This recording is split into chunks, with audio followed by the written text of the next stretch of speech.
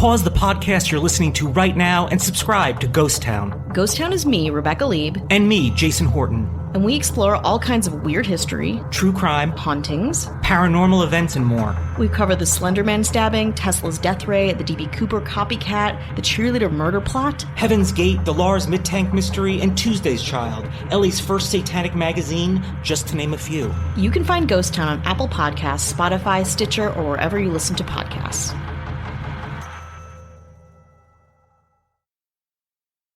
Hi, I'm Rebecca Lieb. And I'm Jason Horton. And we're the hosts of Ghost Town, a comedy podcast about all places abandoned, tragic, mysterious, haunted, and true crimey. That's not a word. We cover all kinds of locations like the Los Feliz Murder House, an LA murder frozen in time, Action Park, the world's most dangerous amusement park, John Benet Ramsey's house, Woodstock 99, the Cecil Hotel, and the Black House. Ooh, Satan. So pause the podcast you're currently listening to immediately and go subscribe to Ghost Town. You can find us at Apple Podcasts or wherever you get your podcasts.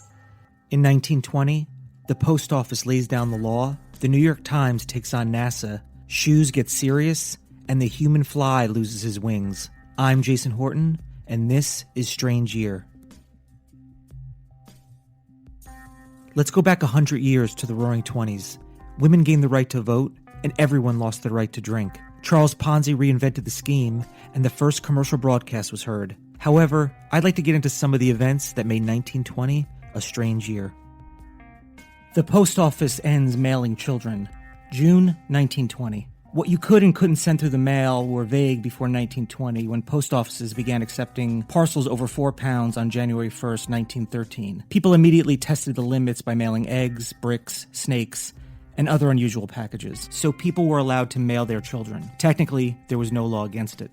There were 7 instances of people mailing children beginning in January 1913. An Ohio couple mailed their infant son, paid 15 cents in stamps and an unknown amount to insure him for $50. They handed him over to the mailman who dropped the boy off at his grandmother's house about a mile away. Another example is that a woman mailed her 6-year-old daughter from her home in Florida to her father's home in Virginia. It was 720 miles away, which was the longest postal trip of any of the children and cost 15 cents in stamps. The U.S. Post Office banned the practice in 1920. The New York Times versus NASA, January 1920.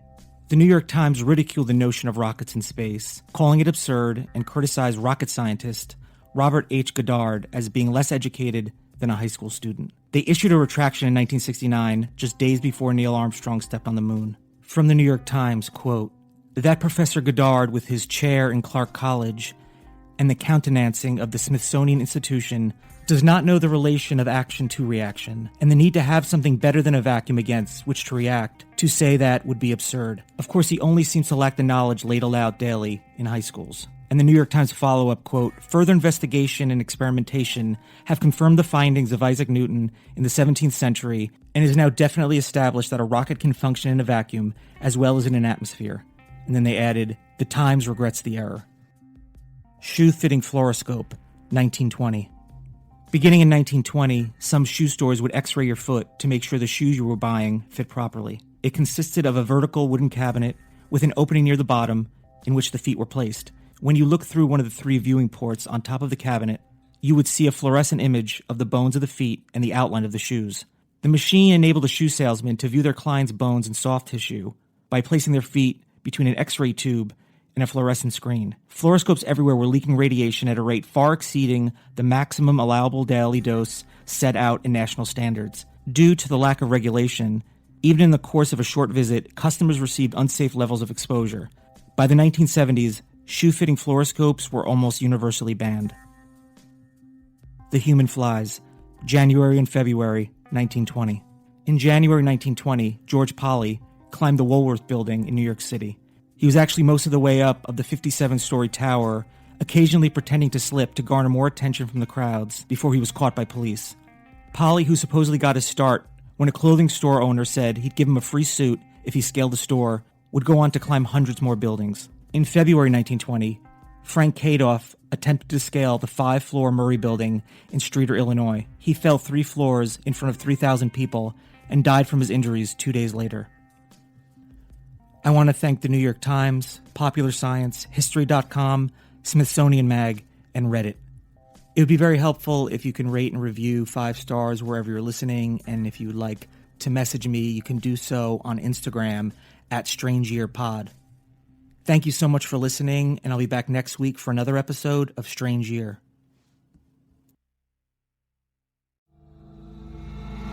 Pause the podcast you're listening to right now and subscribe to Ghost Town. Ghost Town is me, Rebecca Lieb. And me, Jason Horton. And we explore all kinds of weird history, true crime, hauntings, paranormal events, and more. We've covered the Slender Man stabbing, Tesla's death ray, the D.B. Cooper copycat, the cheerleader murder plot, Heaven's Gate, the Lars Midtank mystery, and Tuesday's Child, Ellie's first satanic magazine, just to name a few. You can find Ghost Town on Apple Podcasts, Spotify, Stitcher, or wherever you listen to podcasts.